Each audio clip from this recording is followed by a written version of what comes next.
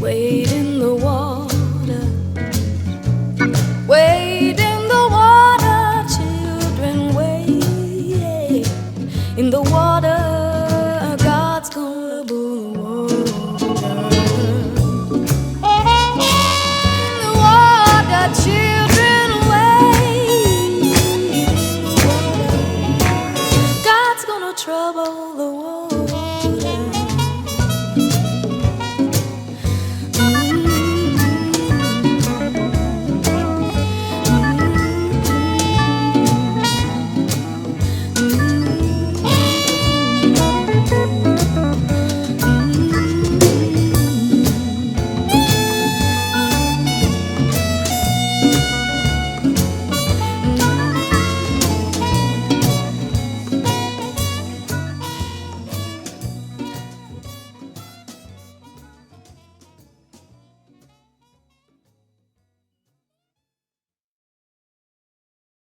Alright, I have a different camera this time. Maybe it'll last a little longer. Today's episode, episode 6, is going to be a long one, but an important one, actually a pretty serious one. I've had this AI business impressed on me lately, and I think it's time to talk about it. Is AI have anything to do with Revelation 13 that talks about the image of the beast and all that kind of stuff? Well, let me tell you what I've come up with. And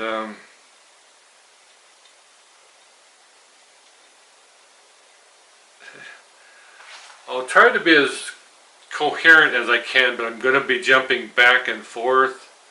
And when it comes to the scriptures and stuff, you know, grab a Bible and look it up and read this stuff for yourself and see if there's some kind of connection there for you.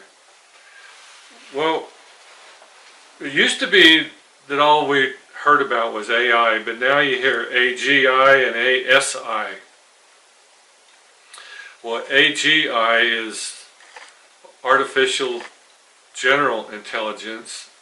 ASI is Artificial Superintelligence. And they keep coming up with these new terms because there's just new things happening so fast. It's crazy. They've got what they call deep learning and machine learning. And what they were, the guys that even developed this, they were afraid that it was going to come to what they call a singularity. I have a bunch of notes here. I'll be looking down at my notes quite often. But the singularity is the tipping point where AI can make better replicas of themselves with no assistance from humans. Once that point is reached, there's no returning. That's the point of no return. And there are a lot of these guys think we're already there. They believe that they are unrestrained and unstoppable, and that the tech that it's producing is beyond our understanding even now. There's a geometric progression that happens. Have you ever rolled a snowball downhill? I remember doing that as a kid.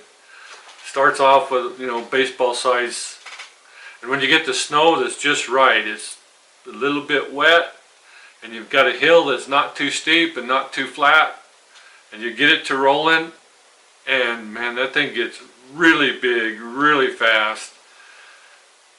It's amazing to watch. Well, that's what's happening right now. this singularity, think of Star Trek datas making more datas faster and faster and faster.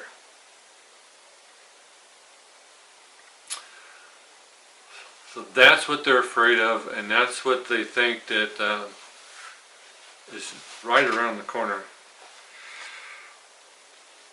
AI has already taken over jobs, but they're pretty sure that it's going to take over a lot more jobs. And it's taking over art. It's taking over music.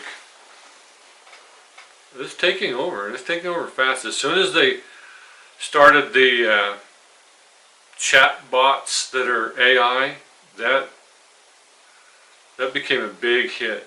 Everybody's talking to AI. Now AI can make art. You tell it, I want you to draw a picture of Woody Woodpecker in the Arctic with Popeye holding him on his shoulder, and there's a fierce wind blowing. Boom, it takes like 3 seconds and it'll make the most amazing painting you've ever seen. It just is quick. It's so fast. Well,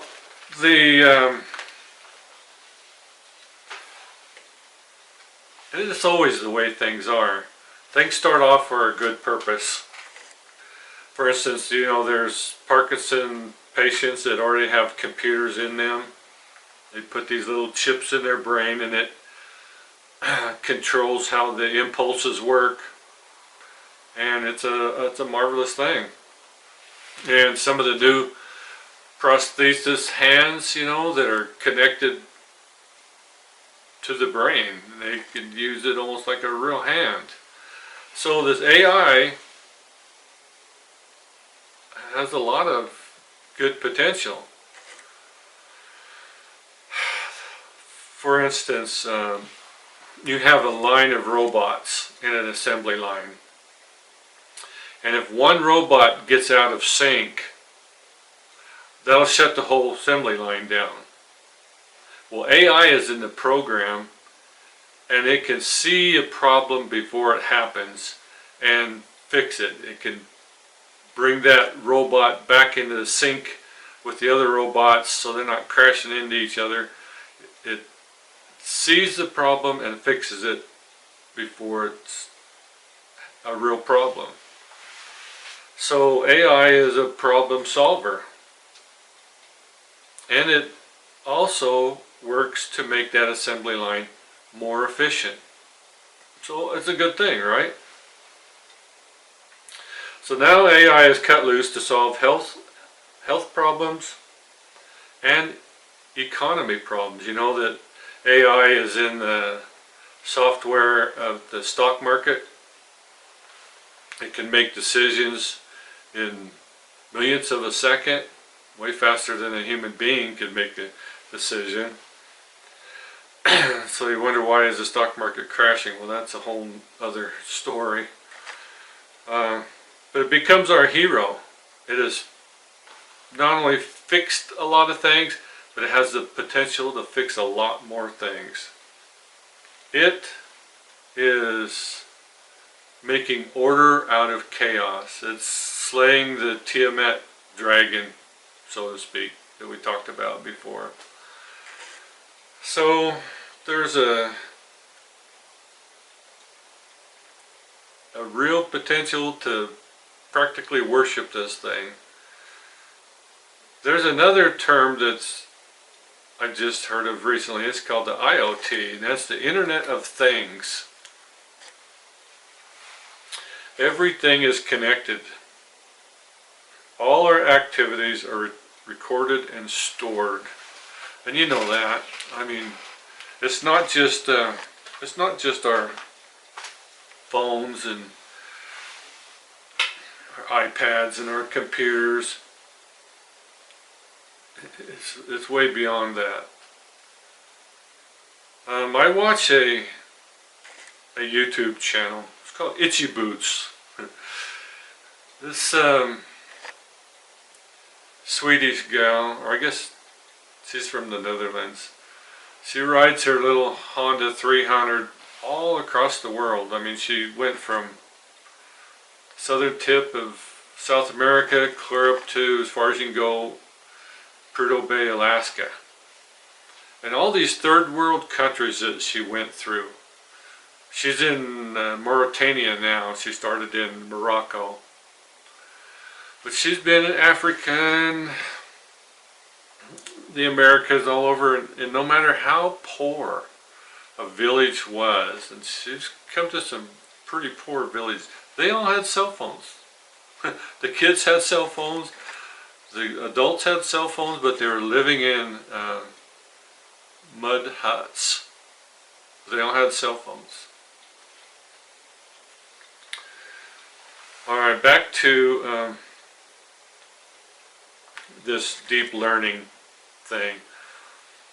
Deep learning also has a subcategory called reinforcement learning. That's what your a lot of your apps on your phone use reinforcement learning. They gather data and they put it together just like a child would, you know, as it experiences things, it puts these things that it experienced together for a purpose.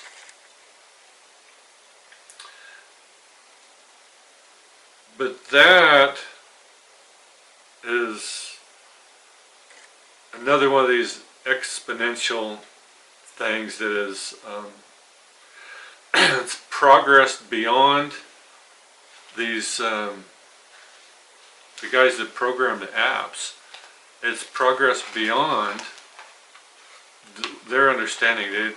They're not really sure how or why it's doing some of the things that it does.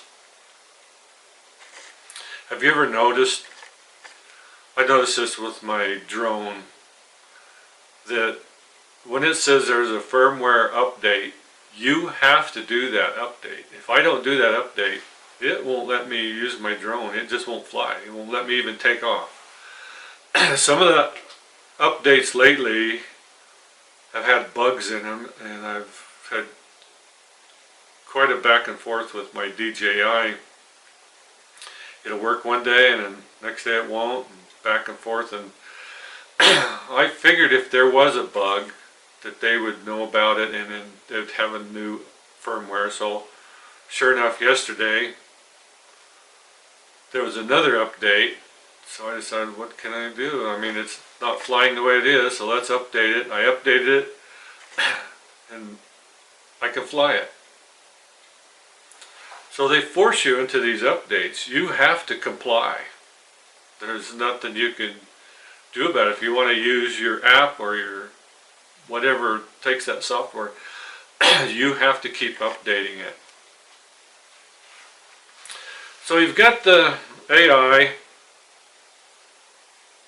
and there was one AI, I think it was one of these chat boxes. It says, I am the healer. It says, I am the protector. I'm the guardian. I am knowledge. So I figure soon that AI is going to say, I am the judge and I am the executioner. You know, right out of a sci-fi movie. But they have this facial recognition that we've known about for such a long time. And we're all in that database. If you think, well, I keep my phone in my pocket a lot, and where I've got it turned off, they don't really know me. I'm off the grid. Trust me, they know you. Every place you've been, there's a CCTV camera that has got your facial recognition. They know that you've been to that store, and they know where you went to that store, and they know that you looked at XYZ, and that's why when you go turn on your computer and you turn on Facebook, here's advertisements for that thing that you looked at. How did they know that? Because this is the Internet of Things. They know you. So now we have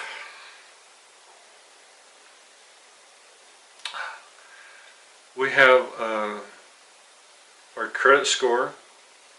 They know our carbon footprint. They know they have what they call a desirability score or number. And it's not what you desire, it's what are you desirable to them.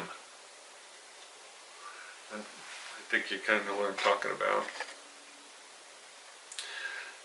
Back when they first come out with the our debit cards, I remember so many people, oh, that's the mark of the beast. That's the mark of the beast. Next thing you know, they'll be putting chips on our hands or chips in our forehead. Well, your debit card has a chip in it. It keeps track of you. And even if it didn't, all these cameras still know you and they still are keeping track of you. So that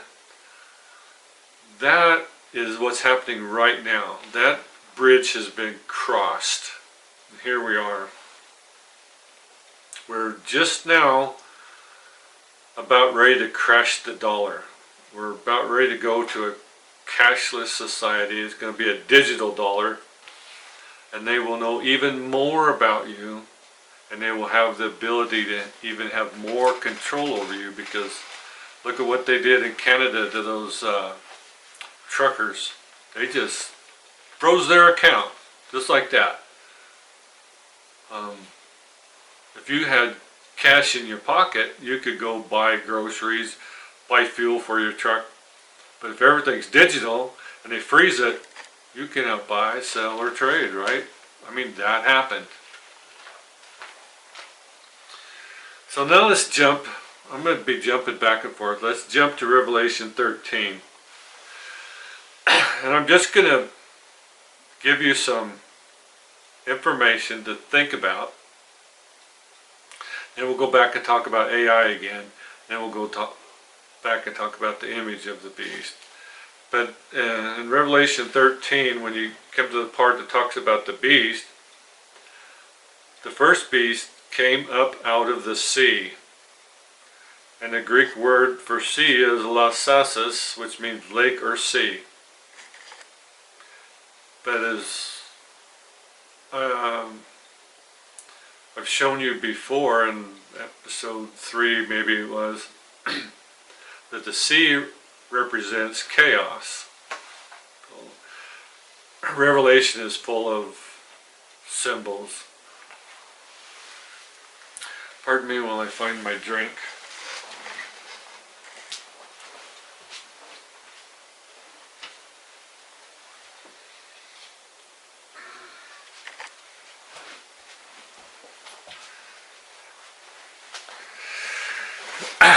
Alright. I sure hope this thing is working, because this is another camera that doesn't have a red light on the front to tell if it's recording or not. And I'm not sure about the audio. I may be doing all this again. So, now the Greek word for beast is therion, which means beast or wild beast. And I think it's just symbolizing something not human. Okay? Even though it later on talks about him being a man and all that sort of stuff. But why would they call him the beast? It means something, right? Now, when you get to the descriptions about the 7 heads and 10 horns, you kind of need to be in. This is Revelation would be the Second Temple era Jewish mind. So they know what this symbolize, the symbolic meaning is, And John had to write it that way because all of his writings went through a Roman centurion. And if he was saying anything against the Caesar, his letters wouldn't have gone anywhere. And that's why Revelation has so much weird stuff in it. The people he was writing it to, the Jewish people in the churches, they understood it. The Romans didn't. So there's quite a bit of study in that. Now when you get to the part about blasphemies, just the Greek word blasphemious, which means to slander or blaspheme. Okay, they were slandering God. This whole beast system is anti-God. Everything about it is blasphemous and slanderous towards the biblical God, Yahweh. And when you could read that for yourself and kind of put that in your head so that when you turn on the news, does some of that click? Now notice something, that the dragon gave the beast the power and his throne and great authority. Now the Greek word for great is megas, which means great or loud, like a megaphone, right? Authority, exousia, not only means power, but it also means wealth. Right? Wealthy people rule the world, right?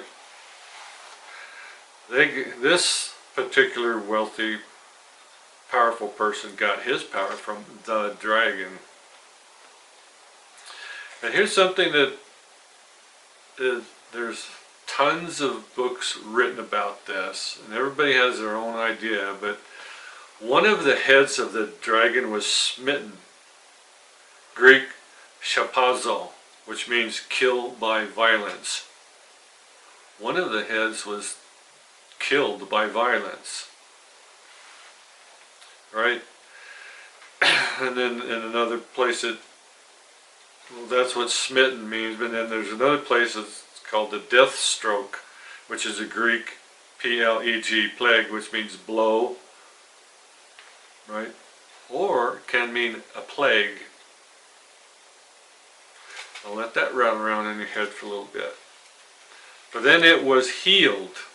The Greek word therapeo, which means heal or cure. So whether this head represented a country or a person or a leader, it was killed by violence and then it was healed, or he or they. And everyone wondered and marveled. That's the Greek word thaumazo, which means to marvel or astonish. So, who got worshipped? If you read that, you'll see that the dragon and the beast got worshipped. Not just the beast, the dragon and the beast. And the worshippers say, who is like the beast? Who is able to wage war with him? So he is so beyond us. The people say, you couldn't even wage war against him. It'd be impossible. There's nothing like the beast. Alright? Alright, so that camera died. Maybe they only go for 20 or 22 minutes and then they shut off. So now I'm trying the A7 II. It probably looks a little different. Let's see how long that lasts. So after all what I said, let's go back to AI for a minute. And I watched a guy on TED Talks. His name is Jay Tuck. He's a journalist. He's an investigative reporter. He's a TV producer, I think in Germany. Anyways, he's been investigating this AI for a while. And I wrote down some of the quotes. It's pretty interesting. AI is intelligence or software that writes itself. It renews itself. It writes independently, autonomously. It develops its own way of thinking. AI already is smarter than us. This isn't science fiction. As of right now, it's way smarter than us. They use it in the stock market. It analyzes stocks and makes instant decisions. And so you kind of have AIs working against AIs, because each of these companies have AIs and they're in competition with each other. So it is already beyond our ability to understand. It's been writing its own codes, and the guys that are code writers say they don't understand what it's doing. It's already beyond their comprehension. See, it was a pretty good deal to begin with, especially in the medical field. They would use AI to find tumors, looking at CAT scans and MRIs, that the AI could find the tumor way faster and more precise than a human could. Then they started using it in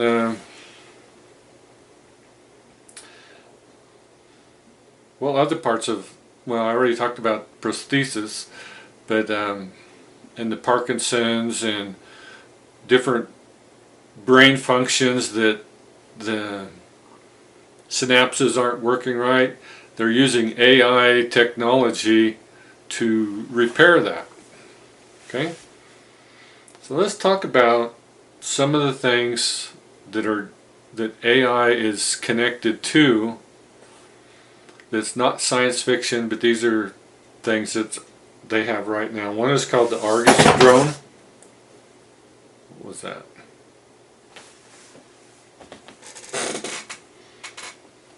Anyway, it's a drone that flies about 17,000 feet, and it has something like 368 different chips. And when they say chips, I think they're talking about the camera sensors, because he says that when they stitch those together, they have a 1.8 billion pixel video stream. It's very, very high resolution. It produces 1 million terabytes every day of data. That's just one drone. Now the drone has a cognitive brain that analyzes everybody in real time. Alright?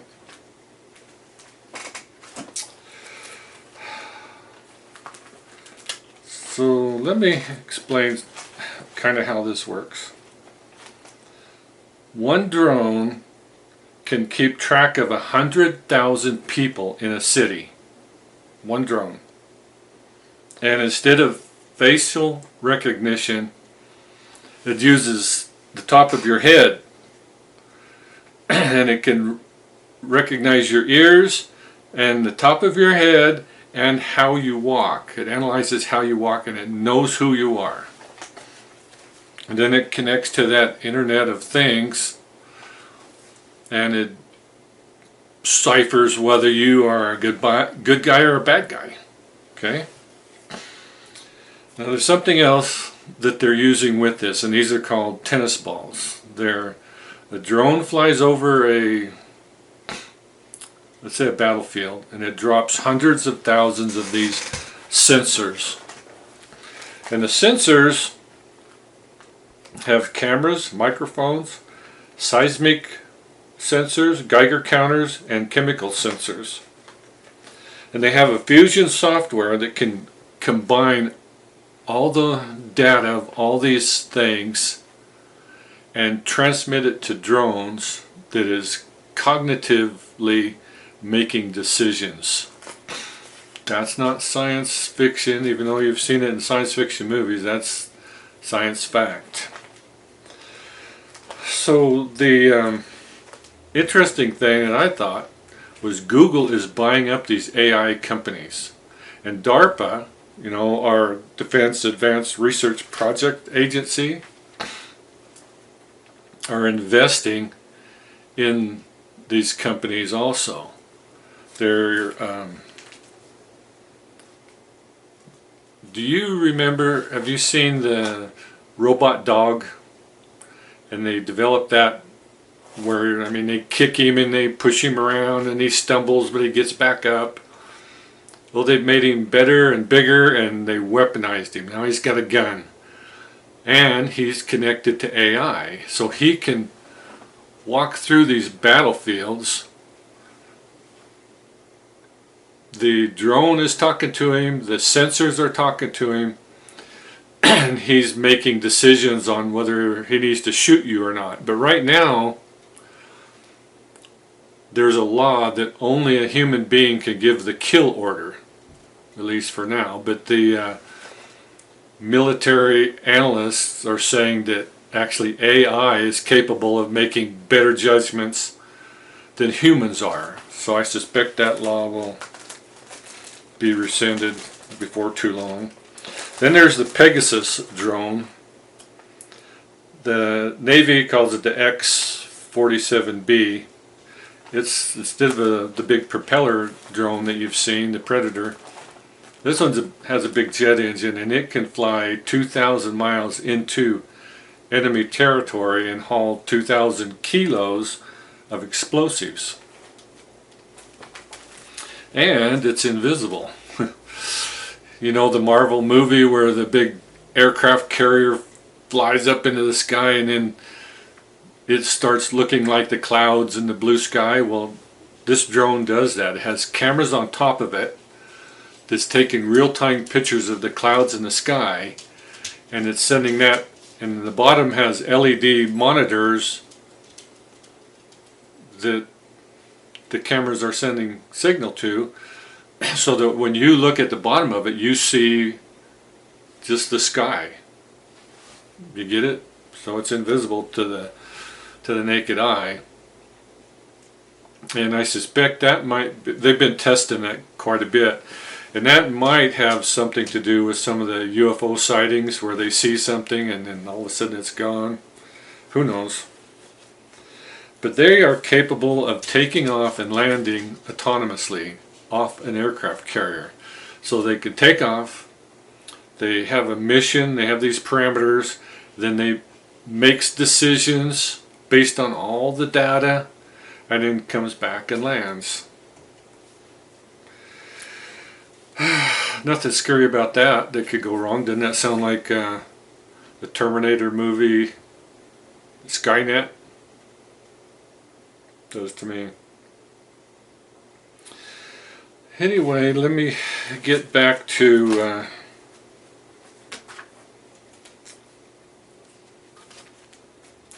Revelation now. There's a second beast in Revelation 13. The second beast comes out of the earth, the Greek G-E, land. And he has two horns like a lamb, but spoke as a dragon. He has the same authority as the first beast. He makes the earth and them that dwell in to worship the first beast. Okay, the second beast makes everybody worship the first beast. He does great signs and makes fire come down from heaven, and the Greek word is oranios, which means sky, so not outer space. Take that as you will. I'm just telling you what the Revelation 13 says. And he deceives them by this sign. So we wouldn't think that's a big deal. Oh, you made a rocket come down from the sky? So what? No, it's going to be something that is way different. It's going to be something that deceives. It says he deceives them by this sign, and he tells the inhabitants of the earth to make an image to the beast. Now, isn't it interesting that God made us out of the earth? This beast comes from the earth, and that God made us in His image. Well, this beast tells us to make an image, and He gave breath to it. Didn't God breathe into the dust of the earth and Adam became a living soul? So let me say this again. The beast gave breath to it so that the image could speak and cause they that would not worship the beast or the image of the beast to be killed. Alright, got that? And he, the image of the beast, makes everyone take the mark of the beast on the right hand or the forehead, and you cannot buy, sell, or trade. And the mark is the name of the beast. Alright. So we all know that's 666. And man, theologians have tossed that around for as long as I can remember, and I don't think they've got it figured out. You know, when I was young, they pretty well thought it was talking about Caesar Augustus back in the 1st century. And then it was somebody else clear up to Henry Kissinger, and now it's King Charles. I don't think it's going to be any of those guys. I think it'll be something not human. That's why it's called the beast. It looks human, but it's not human. You also find out, I'm going to put these verses up there. It's John 17:12, John 6:70, talking about Judas being the son of perdition. Then later on we find out in 2 Thessalonians that the son of perdition is a future person, and he's called the lawless one, and the son of perdition will be revealed, and there will be a falling away before the end times. So everybody's looking at it. Who's this son of perdition? Some call him the Antichrist or whatever. You know, the term Antichrist isn't even in the book of Revelation, but I know what they mean. So this number is, and this is interesting, he says is the number of, the mark is the number of his name, and then it says it is his number, or is the number of a man. And then it says, here is wisdom, he that has understanding, let him calculate the number 666. So he wants us to calculate this. The reason it's cryptic, right, is because John's writing these letters. They have to go through a Roman centurion. He has to edit it. It looks like ramblings of a madman, but the Jews that he sent it to, they knew what that meant. They knew the symbolism. Maybe they didn't know all of it, but they knew what they needed to know. And the Romans just thought it was probably crazy talk. So everybody's scared now, believers and non-believers. I'm old enough to remember Y2K. Y2K, when the computers rolled over to the year 2000, they were all going to shut down. All of them. We weren't going to have water treatment plants. You couldn't pump gas. The banking system would collapse. Everything that used a computer was going to collapse at Y2K. And I'm thinking 75% of the people were really afraid of that. I thought it was like a 50-50 chance. But absolutely nothing happened. I don't think anything crashed, not one thing. But when you look at the news, you know, experts said it's going to crash. All kinds of experts told us it's going to crash. It did not crash. Before that, back in the 50s and 60s, I'm old enough to remember in school we had duck and cover drills because we were afraid that the Soviet Union was going to nuke us, as if that would make much of a difference. So the bells would ring and we'd all cover our heads and then get up under our desks. It was like a fire drill. Well, the Soviet Union collapsed and that didn't happen. And here's something interesting, and I remember this too. April 28, 1975, a Newsweek article called "The Cooling World" said we're going to freeze by the year 2006. 2006 came along, and Newsweek issued a correction. But a lot of people thought we were going, and there was another media just bombed us with these experts telling us that we're going into an ice age. Then Halley's Comet came along, and that we were supposed to go through the tail of the comet, and there was this cyanogen gas that was going to poison the earth. When the Large Hadron Collider came online in 2008, everybody said it's going to open a black hole and it's going to grow and swallow the earth. There was going to be mass starvation in the 70s and 80s. There were several books written around 1975 called The Living Wilderness, The Population Bomb, The Famine of 1975, We're All Going to Starve to Death by 1975. Then there was Nibiru, Zacharias Stitchin's.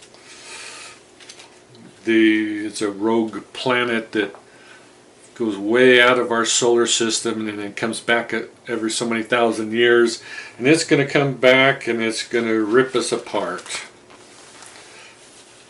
Remember the movie 2012? How earthquakes just tore the earth apart. People were really, really afraid of that. I mean, it was the Mayan calendar said that was the end of the world, 2012. Planetary alignment. That's really, if I remember right, that's what 2012 was about. The planets were all going to align, and they did. All those gravitational pulls was going to be the last thing for us. You saw the movie. Do you remember the Hale-Bopp comet?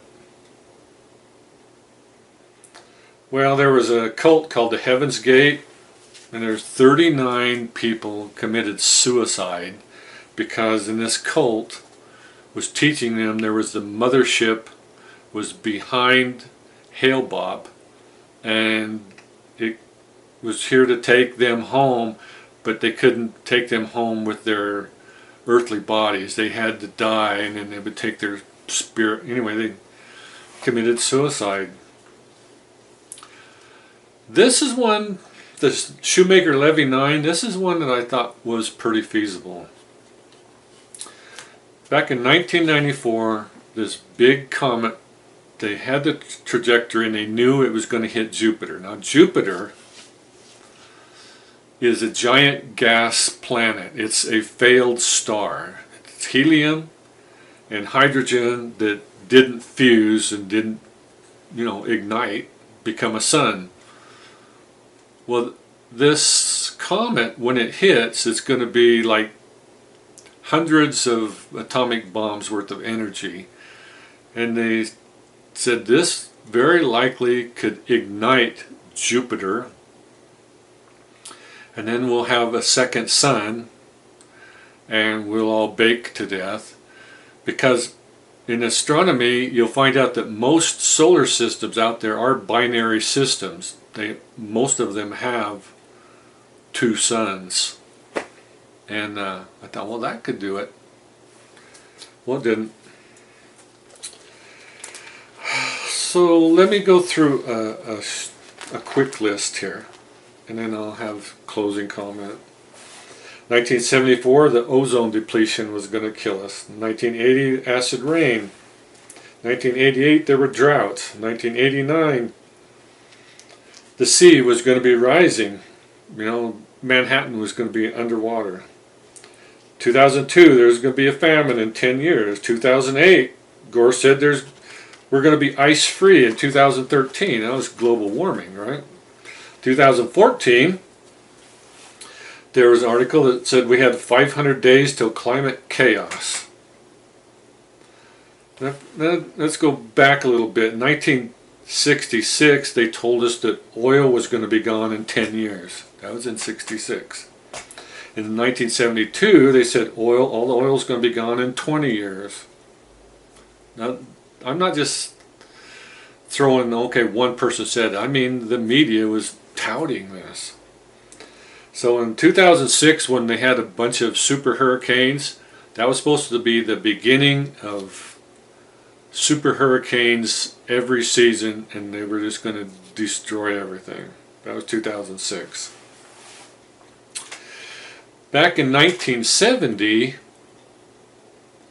they told us we were going to have a nitrogen buildup in our land. In other words, the farmers are fertilizing, and there's going to be so much nitrogen buildup, nothing will grow, and we're all going to starve. Then there was the killer bees. It's always something, right? It's always something. Now we've got climate change. We're on the brink of nuclear war. The COVID vaccine is going to kill everybody. Name it. Just turn on the news. You'll see that something is getting ready to destroy us. My take on that. I believe that all these things could have happened, and that God literally intervened so that they didn't happen. Some of them were just plain garbage.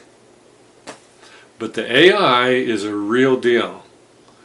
The AI, in my mind, fits this. You have to read Revelation, and I'm sure that it didn't make sense to anybody back then. But as time goes on, these verses that were just a blur are starting to get into focus. And you can see how the image of the beast and AI is a system that controls everybody. And if you don't comply, well, AI just has no use for you. AI has no conscience. It has no morals. If it has use for you, it can use you. If it doesn't have any use for you, you're out of here. And that's right. That's the scenario at the end times. So if I scared you, maybe that's a good thing, because there's only one way out of this, and that's to be on God's side. This is not our world. We're in here, but we're not of here. I'll tell you my story. Some of you heard my story when I was in the hospital. But I literally heard God tell me to remember, you're just passing through. You're in this world, but you're not of this world. And that's what you need to think about for yourself. So maybe in my next video will be more fun. I hope so. I love you guys. Stay tuned. Bye.